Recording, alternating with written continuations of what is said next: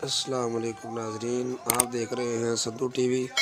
میں اس وقت موجود ہوں کھانے وال گپی والا چوک میں، جہاں پر سابق وزیر اعظم پاکستان اور چیئرمین پاکستان تحریک انصاف عمران خان صاحب کا لائیو خطاب شروع ہونے والا ہے۔ آئیے ہمارے ساتھ ساتھ۔ غربت بڑھ جاتی ہے ملک میں، اور ملک میں جب روپیہ آپ کا گرتا ہے تو ملک کی آمدنی گر جاتی ہے۔ تو ایک مثلا اب 100 روپیہ ڈالر مہنگا ہو گیا، اس سے کیا ہوا؟ اس سے ہماری پاکستانی، اگر آپ کے بینک میں پیسے پڑے ہوئے ہیں روپیوں میں، تو وہ 100 روپے، اگر آپ کا 300 روپیہ پڑا ہوا ہے تو اس میں سے 100 روپیہ کم ہو گیا، اس کی یعنی خریدار کی پاور کم ہوگی۔ لیکن اگر آپ نے یہ جو سارے یہ جو باہر سے چوری کر کے پیسہ باہر لے جاتے ہیں، ان کی دولت میں اضافہ ہو گیا۔ تو سب سے جو میں یہ دوسرے پوائنٹ آپ کو کہنے لگا تھا کہ سب سے امپورٹنٹ اب چیز کیا ہے اس وقت، اس مشکل جو ہم آگے دیکھ رہے ہیں، اس سے اگر ہمیں نکلنا ہے تو ایک ملک کو یونائٹ ہونا پڑے گا، ہمیں متحد ہونا پڑے گا۔ یہ جنگ اب یہ ایسی نہیں لڑی جائے گی کہ گورنمنٹ آئی اور عوام کو ساتھ کھڑا ہونا پڑے گا، اداروں کو ساتھ کھڑا ہونا پڑے گا، سب کو متحد ہو کے اس کا مقابلہ کرنا پڑے گا۔ اور جب بھی دنیا کے اندر کسی قوم کے اوپر مشکل وقت آتا ہے، آپ دنیا کی تاریخ دیکھیں، آپ اور تو اور مثال دوسری جنگ عظیم میں 2 ملک مکمل طور پہ تباہ ہو گئے، جرمنی اور جاپان، لیکن 10 سال میں پھر کھڑے ہو گئے، کیونکہ وہ قومیں تھیں، انہوں نے مل کے مقابلہ کیا، سب اکٹھے ہوئے، ادارے سب نے فیصلہ کیا کہ ہم نے پھر سے اپنے پیر پہ کھڑا ہو گیا اور کھڑے ہو گئے۔ جب قوم اکٹھی ہو جاتی ہے، اس کے لیے کوئی چیز ناممکن نہیں ہوتی۔ قوم جب فیصلہ کر لیتی ہے کہ ہم نے اپنے پیر پہ کھڑا ہونا ہے، ایک غیرت مند ملک بننا ہے، کسی کے سامنے ہاتھ نہیں پھیلانا، جب اس کو خودداری آ جاتی ہے، وہ پھر قربانیاں دیتی ہے، اور مشکل وقت سے نکلنے کے لیے ہمیشہ قربانیاں دینی پڑتی ہیں۔ اب مثلا میرا گھر ہے، قرضے چڑھ گئے، اب جب قرضے چڑھ گئے تو میں کیا کروں گا؟ میں اپنی آمدنی بڑھانے کی کوشش کروں گا، اور جب تک میری آمدنی بڑھتی میں اپنے خرچے کم کروں گا۔ اس کے علاوہ تو جب سے اللہ نے دنیا بنائی ہے اور کوئی دوسرا راستہ نہیں، تو ہمارے سامنے بھی اب پاکستان کے سامنے یہ راستہ ہے۔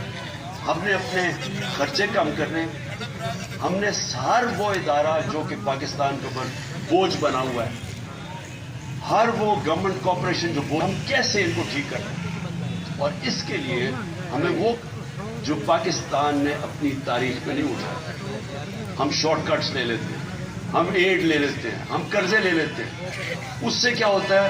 اور جو یہ حکومت کرنے کی کوشش کر رہی ہے، ہاتھ پھیلایا کہ جو کہیں سے قرضے آ جائیں، بڑا یعنی خوشیاں بنائی جاتی ہیں کہ جی وہاں سے چائنا نے $500 ملین کا قرضہ دے دیا، لیکن یہ تو کینسر کا علاج ڈسپلن سے ہو رہا ہے، کینسر تو پھیلتی جا رہی ہے۔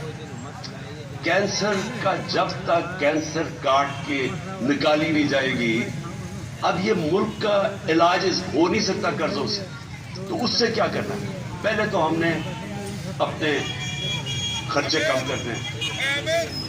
کئی ہماری گورنمنٹ کارپوریشن کا نقصان کر رہی ہے، ان کو بالکل ہی گورنمنٹس بنا دی ہیں، سوچنا ہے کہ ان کو ہم نے صحیح طرح چلانا کیسے۔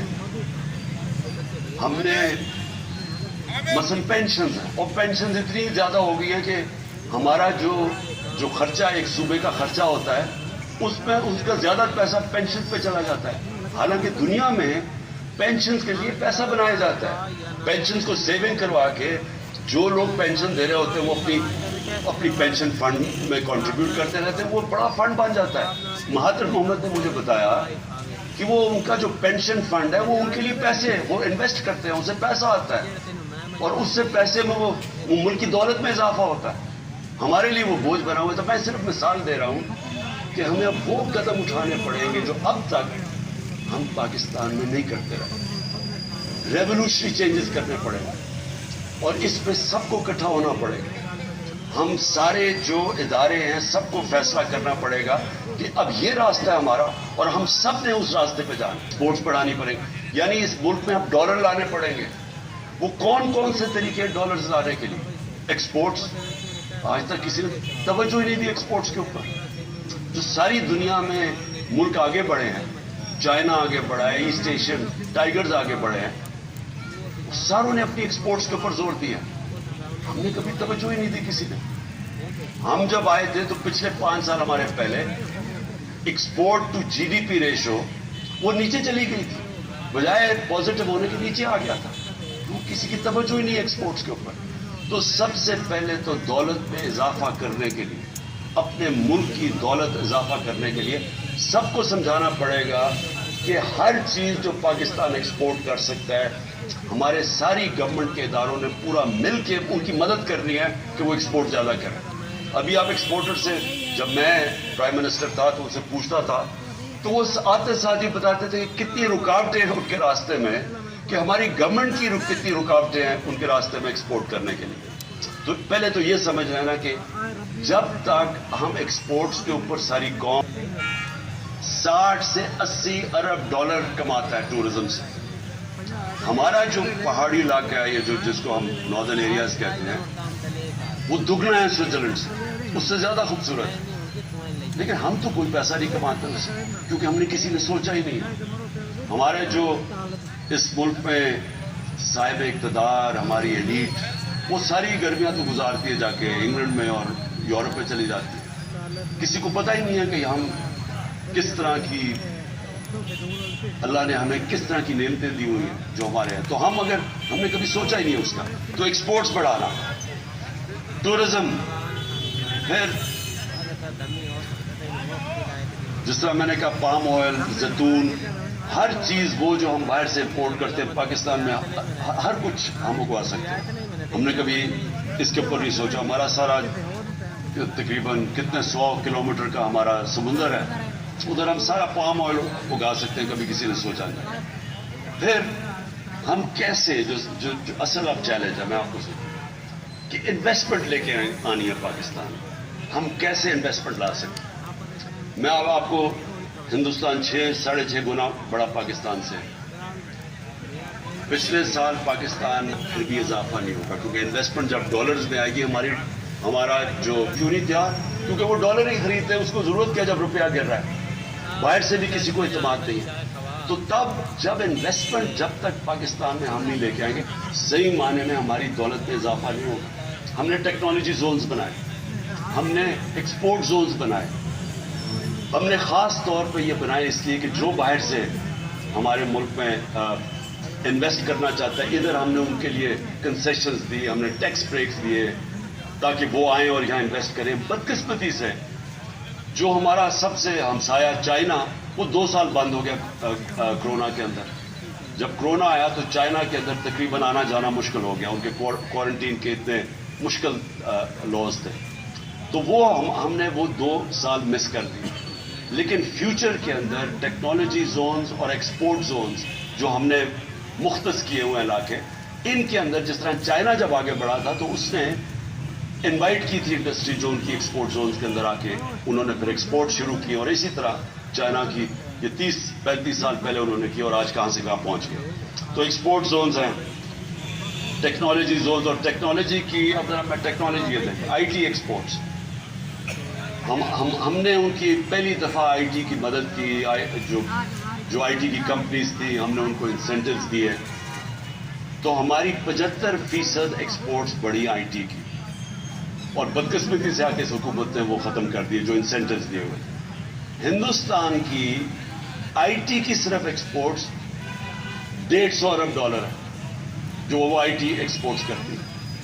تو ہمارے پاس ایک ینگ پاپولیشن ہے, نوجوان آبادی ہے, ہمارے پاس بڑے آرام سے اگر ہندوستان کر سکتا ہے, ہم کم از کم 20-30 ارب ڈالر تو ایکسپورٹ کر سکتے ہیں.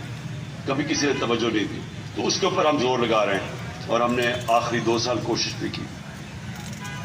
لیکن یہ جو میں انویسٹمنٹ کی پہلے بات کر رہا ہوں, دیکھیں یہ کیسے انویسٹمنٹ آئے گی پاکستان. ہمیں ایک ماحول بنانا پڑے گا. وہ ماحول کیسے بنے؟ ہمیں اس ملک میں रूल ऑफ लॉ कायम करना पड़ेगा। अगर अब पाकिस्तान ने आगे बढ़ना है तो ये जो मैं इंसाफ की तहरीक 26 साल पहले चलाई थी, ये आप समझ जाएं कि जिस मुल्क के अंदर इंसाफ है, कानून की हुक्मरानी है, वो मुल्क तरक्की कर जाते हैं, वो खुशहाल है। जिन मुल्कों के अंदर जंगल का कानून है, बनाना रिपब्लिक्स है, जिसकी लाठी उसकी भैंस है, वो जितने मर्जी आप मसाइल उन मुल्कों में कायम रखते हैं, वो मुल्क आगे नहीं बढ़ सकते। मैं ये बार बार आपके सामने कहता रहा हूं कि जो मदीना की रियासत मेरे नबी सल्लल्लाहु अलैहि वसल्लम ने बनाई थी, उसकी बुनियाद अदल और इंसाफ था। अल्लाह इसलिए हुक्म करता है कि उनके सुन्नत पे चलो, सीखो कि उन्होंने वो दुनिया के सबसे अजीम लीडर थे, उन्होंने वो काम किया जो दुनिया में किसी इंसान ने नहीं कर सका। उन्होंने इस मुल्क को कहां से, मदीना को, दुनिया उन लोगों जिनकी हैसियत कोई नहीं थी, तो सबसे पहले मदीना में अदल और इंसाफ कायम किया। आज अब दुनिया उठा के देख रहे हैं, जिन ममालिक के अंदर रूल ऑफ लॉ है वो खुशहाल है, और जिन ममालिक के अंदर जिस तरह हमारे आज हालात हैं कि एनआरओ मिल जाता है, क्यों नहीं जी? किस यूरोपियन मुल्क में कभी सुना है एनआरओ किसी को मिलता हुआ? कभी सुना है कि आप चोरी करें, मुल्क की दौलत चोरी करें और आप कहें जी मैं कानून से ऊपर हूं? इसको जंगल का कानून कहते हैं। कभी सुना है? अपने पाकिस्तानी आपके बाहर हैं, 1 करोड़ पाकिस्तानी बाहर बैठा हुआ है। कभी उनसे पूछें कि Europe, England, America, Norway, Australia, कभी कब्जा ग्रुप का नाम सुना है? कभी कोई ताकतवर कमजोर की जमीन पर कब्जा कर सकता है? क्योंकि इंसाफ है वहां। क्यों आपके लोग यहां से पूरी हर किस्म की कोशिश करते हैं बाहर जाने के लिए? अभी मुझे अफसोस हुआ, हमारी एक हॉकी प्लेयर थी, तुर्की से जाते हुए इटली, वो उनकी किश्ती डूब गई, उसमें पता नहीं कितने 26 पाकिस्तानी भी डूब गए और वो हमारी हॉकी प्लेयर भी डूब गई। तो क्यों सोचा कि क्यों इतने लोग चांस लेते हैं? हर रोज आप पढ़ते हैं कि वो किश्तियों में जाने की कोशिश कर रहे हैं यूरोप में और वहां रास्ते में डूब जाते हैं। क्यों जाते हैं? वहां पैसे तो कोई बांट नहीं रहा। उन मुल्कों के अंदर इंसाफ है। इंसाफ का मतलब क्या है कि मैं अगर मेहनत करूंगा मुझे मेहनत का फल मिलेगा।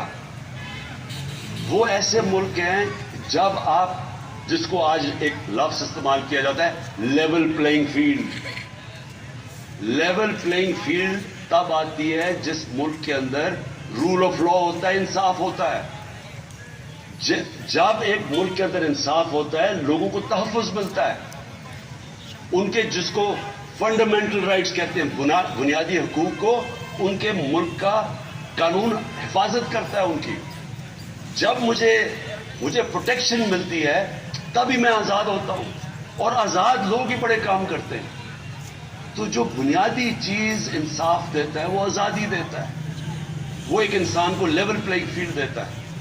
वो फिर उस जिधर इंसाफ होता है उधर इन्वेस्टमेंट जाती है, लोग उधर जाके अपनी फैक्ट्रियां लगाते हैं, क्योंकि उनको तहफ़्फ़ुज़ होता है, उनको एक कानून, एक मुल्क की अदालतों पे इत्मीनान होता है कि मैं अगर यहां पर सरमायाकारी करूंगा तो मुझे हिफाजत मिलेगी। तो जब एक मुल्क के अंदर एक स्मॉलर, और मुल्क की जो रीढ़ की हड्डी होती है वो स्मॉल और मीडियम इंडस्ट्री होती है, जो मीडियम छोटी सनतें होती है वो सबकी हड्डी होती है। तो जब एक मुल्क के अंदर इंसाफ नहीं होता, कॉन्ट्रैक्ट एनफोर्समेंट नहीं होती, अदालतों को तहफ़्फ़ुज़ नहीं देती, जो पॉलिसीज प्रेडिक्टेबल नहीं होती, आगे यानी आज एक कानून बना कल दूसरा बना, आज एक टैक्स का निज़ाम है कल दूसरा बना, उस मुल्क के अंदर सबसे पहले जो कुचले जाते हैं वो छोटी सनतें हैं, स्मॉल और मीडियम इंडस्ट्री। और जब एक मुल्क में इंसाफ, कॉन्ट्रैक्ट एनफोर्समेंट, लोगों को तहफ़्फ़ुज़ देते हैं, वो फिर तरक्की करते हैं मुल्क, उधर खुशहाली आती है। शेर शाह सूरी की अगर आप कहानी पढ़ें, वो हिंदुस्तान का सबसे अजीम, एक बड़े बड़े हिंदुस्तान के हुक्मरानों में से एक शेर शाह सूरी था। तो उसकी अगर कहानी, उसकी जब जिंदगी पढ़े तो शुरू किधर से हुआ था? उसके बाप की जागीर थी, बाप ने उसको कहा कि जागीर संभाल। ये बिहार के अंदर जागीर थी। उसने वो जागीर के अंदर सबसे पहले काम क्या किया? उसने जो बड़े बड़े डाकू थे उन सारों को खत्म किया। उसने अपने जागीर के अंदर कानून की हुक्मरानी कायम करके लोगों को तहफ़्फ़ुज़ दिया। जो सारे इर्द गिर्द की जागीरों के जो सनतकार थे, जो सरमाया पे नहीं आया। इस वक्त जो अंदाजा UNDP अंदाजा लगा रही है कि 1 करोड़ लोग गुर्बत की लकीर से नीचे चले जाएंगे। एक अंदाजे के मुताबिक 50 लाख लोग वो भूखे रह जाएंगे। जो आजकल हालात है, तो हम सब की जिम्मेदारी है कि अपने मुल्क के लोगों की जो इस वक्त मुश्किल हालात में है, जो महंगाई में वो हालात है जो कभी पाकिस्तान में नहीं थे, हमें उनको सामने रखना है, अपनी जात के ऊपर नहीं आना। उनके लिए हमें मुल्क को इकट्ठा करना है। हमने आगे इस मुल्क को पैर पे खड़ा करना है, तो शुरू उधर से होगा जिधर एक सारे इदारे मिलके अब फैसला करें। और ये दुनिया में वियतनाम, ये जो मुल्क आगे बढ़े हैं, इन सारों ने माहौल पैदा किया जिधर से बाहर से इन्वेस्टमेंट आई, लेकिन उनके पास उनके लोगों ने नहीं की। उन्होंने तो चाइनीज इन्वेस्टमेंट लेके आए वियतनाम में। हमारे पास तो ये हमारा असासा बैठा हुआ है, हमने सिर्फ माहौल ठीक करना है, हमने उनके लिए आसानियां पैदा करनी, हमने इस मुल्क के अंदर इंसाफ कायम करना है। और इंसाफ का मतलब कानून के सामने सब एक बराबर। जब तक ये नहीं होगा, ये मुल्क आगे नहीं बढ़ सकता। मैं आपको बार बार नबी सल्लल्लाहु अलैहि वसल्लम की जो हदीस है कि तुम्हारे से पहले बड़ी कौमें तबाह हुई, जब ताकतवर चोरी करे उसे ना पकड़ो और कमजोर को जेलों में डालो, वो कौम तबाह हो जाती है। ये हमारी तबाही का सबसे बड़ा मसला आज ये कि ताकतवर चोरी करके कहता है एनआरओ दे दो, नहीं तो हम तुम्हारी गवर्नमेंट नहीं चलने देंगे, और हम सिर्फ छोटे चोरों को जेल में डालते हैं, मुल्क तबाह हो जाता है। तो सब जो इन सारी चीजों को एक अगर पॉइंट सबसे ज्यादा वो है कानून की हुक्मरानी, रूल ऑफ लॉ। तो आखिर में मैं और इसमें और मैं बता दूं, हम टैक्स रिफॉर्म्स कर रहे थे, हम FBR को ठीक कर रहे थे, टेक्नोलॉजी लेके आ रहे थे, हमने ट्रैक एंड ट्रेस सिस्टम बना दिया था, हमने आर्टिफिशियल इंटेलिजेंस के जरिए हमने 35 मिलियन टैक्स पेयर्स को आइडेंटिफाई किया रहा था जो मजीद जो टैक्स नहीं दे रहे थे लेकिन उनके पास वसाइल थे। तो हमने आर्टिफिशियल इंटेलिजेंस के लिए जरिए उनको आइडेंटिफाई किया। तो आहिस्ता आहिस्ता हमारे पास तो अभी सिर्फ 25 लाख 20-25 लाख टैक्स पेयर वाले लोग हैं। 22 करोड़ में सिर्फ 25 लाख लोग टैक्स देते हैं। तो हमने ये जो तकरीबन 3-3.5 करोड़ लोगों को आइडेंटिफाई किया था, अगर हम इनको टैक्स पर ले आए तो हमारी आमदनी में और इजाफा हो जाएगा, हमारी इन्वेस्टमेंट आ जाए, डॉलर्स आ जाएंगे, हमारी एक्सपोर्ट्स आहिस्ता आहिस्ता जो हम बढ़ा रहे थे और उनको इंसेंटिवाइज करें उस पर डॉलर्स में इजाफा हो जाएगा। तो आखिर में और फिर मदनियात, मिनरल्स की जो डिपार्टमेंट है वो उधर डाल दी, उनके पास कैपेसिटी नहीं है। इतना ज़्यादा पोटेंशियल है पाकिस्तान मदनियात या मिनरल्स को हम बेच के, हमने इसमें भी एस्टिमेट किया हम और डॉलर्स ला सकते हैं पाकिस्तान के अंदर। तो आखिर में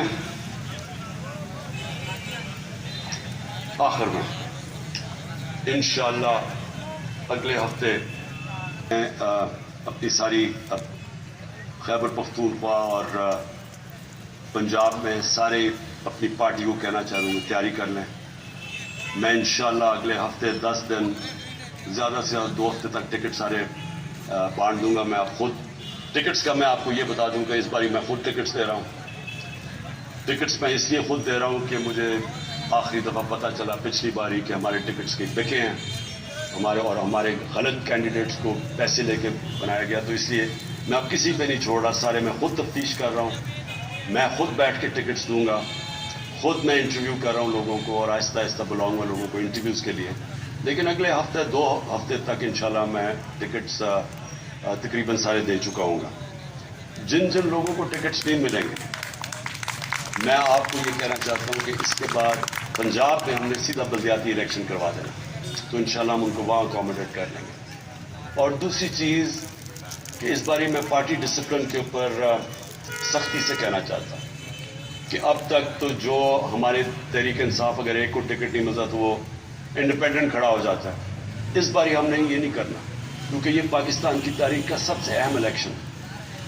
इसके लिए अगर जो पार्टी डिसिप्लिन तोड़ेगा फौरी तौर पे हम उसको पार्टी से निकाल देंगे। और मैं इसलिए कह रहा हूं क्योंकि मैं पूरी अपनी दयानतदारी से कोशिश कर रहा हूं, और मैं आपको ये कहता हूं कि किसी किस्म की ना मैंने सिफारिश आज तक सुनी है, ना मुझे किसी किस्म की कोई लालच कोई दे सकता है।